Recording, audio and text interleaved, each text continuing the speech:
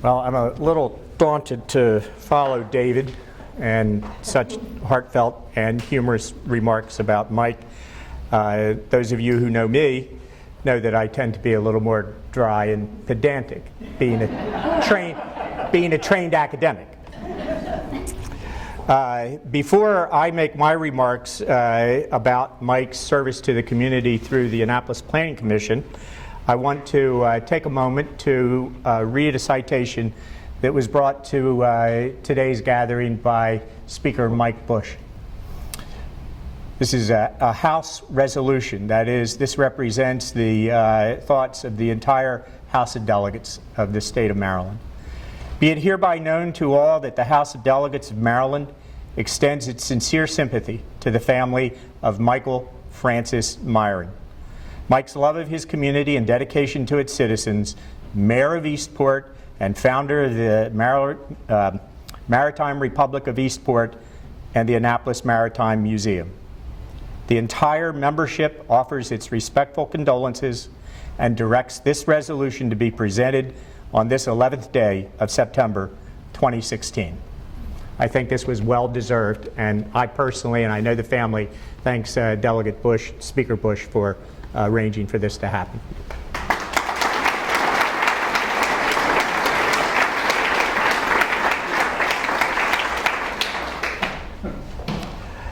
Now, Shelley asked me to talk a little bit about Mike's service to the city on the Planning Commission.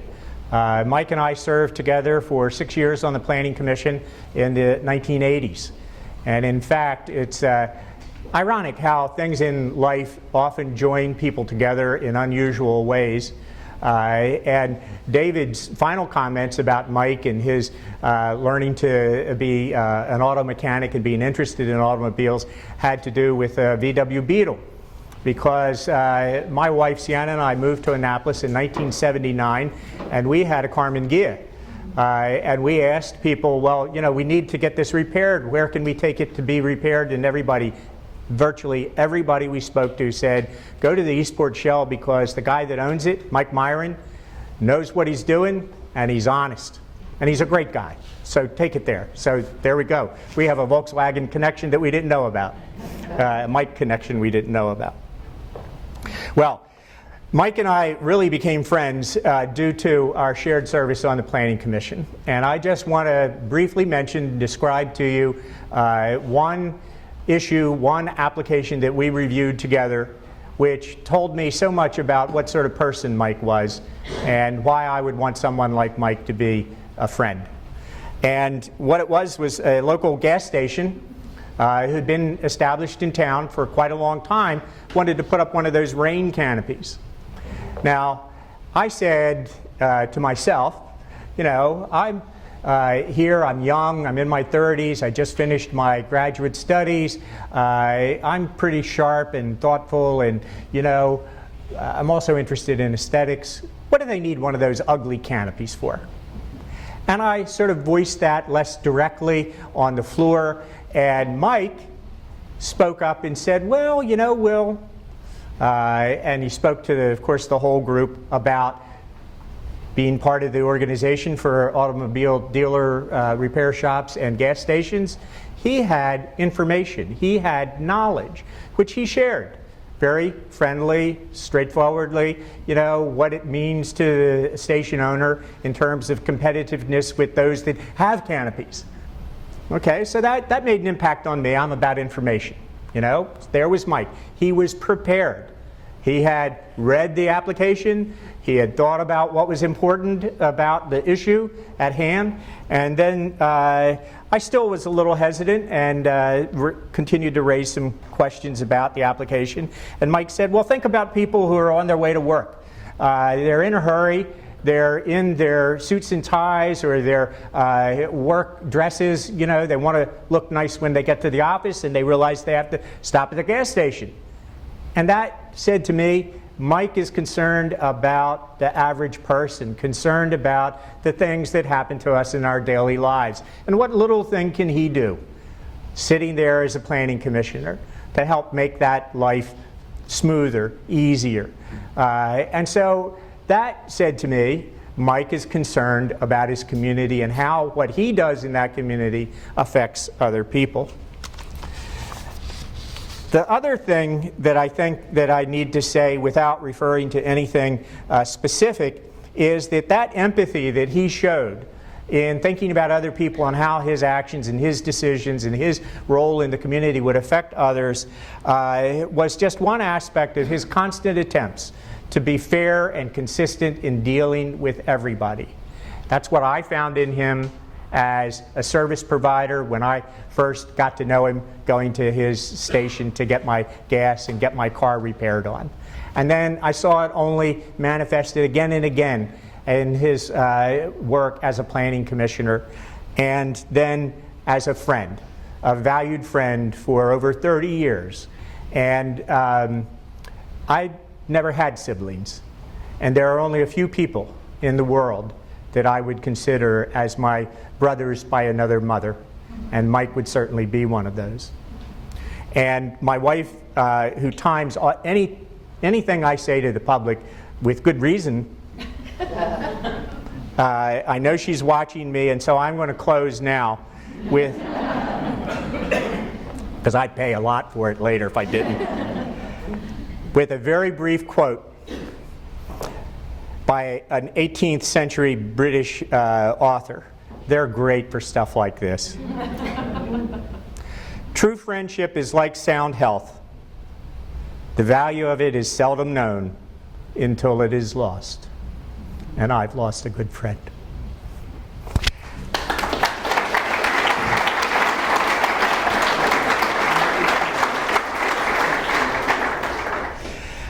In the 1990s, Mike was a leader, the Admiral of Eastport, one of the founders of the Maritime Republic. I'd like to call Jefferson Holland to the microphone to speak about Mike's role in that rebellious activity.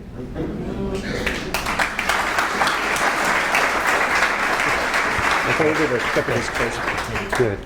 Thank you. I am here today with actually many ways that I shared my life over the last 35 years with Mike, and this is going to be difficult. Back in the year 2000, this place was just being transformed from the Eastport Historical Committee in the little 600 square foot barge house behind us, and we were contemplating evolving into the Annapolis Maritime Museum and occupying this 9,000 square foot old oyster packing plant. Mike was the genius who created the business plan that helped make that transition happen.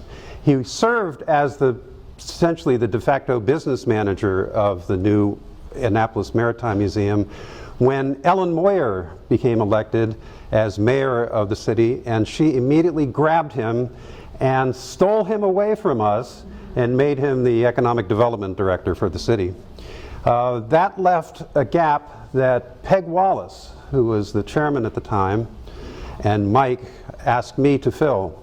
And from that point on, I had the pleasure of, the honor of helping to make this institution grow. This place was, there were cobwebs hanging everywhere. There was a cooler in the corner. We found dead crab carcasses behind it. Mike was optimistic. He said, Peg has this great idea. We can turn this place into a real community center. And we got it up and running just in time for Hurricane Isabel to come right through that door. In 2000. Astrada, the executive director of the Maritime Museum, is going to add a little more to that part of his legacy.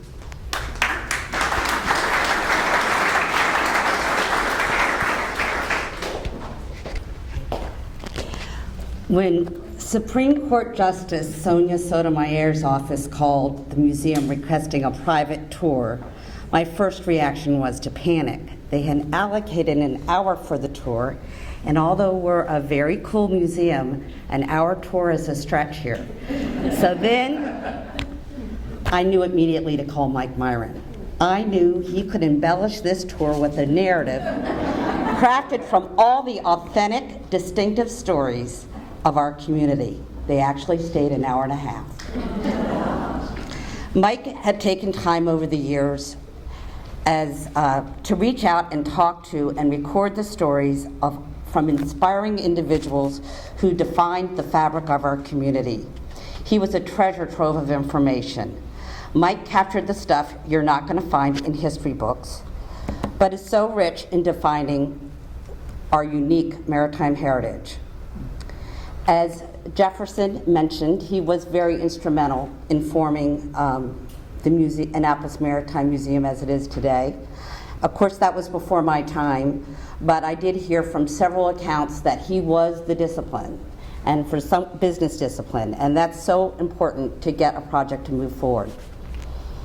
The last 3 years, Mike's been very active with the museum. He was very instrumental in building the Annapolis Maritime Museum's digital archive. This is how we can convert our collections to a digital format and keep them in perpetuity. He loved our local history so much that he would sit up in our hot windowless attic and sort through boxes of stuff, photographs, and of course his love oral histories, and make sure that they were cataloged and organized for forever. Mike, along with his colleague Bill Kogar and John Gudis, I called them my intellectual committee, for the last 3 years were very instrumental in putting together our winter lecture series. Under their guidance, our lecture series has tripled and quadrupled in attendance. We managed to convince Mike to provide a lecture himself on the wooden boat building in Annapolis. It was and still is one of our best attended lectures we've ever had. Mike's contribution of oral histories, research papers, and photographs will be preserved and have an impact forever, and we're committed to that. We will be recognizing Mike in December at the museum's annual meeting with our Legacy Award. Just a handful of recipients have received our Legacy Award to date, but Mike's significant contributions make him an obvious choice. Fortunately, my chairman, Eric Rubin, and I were able to share this with Mike, this honor, before he passed, but he did not need this Legacy Award to validate his significant legacy that he left. Thank you.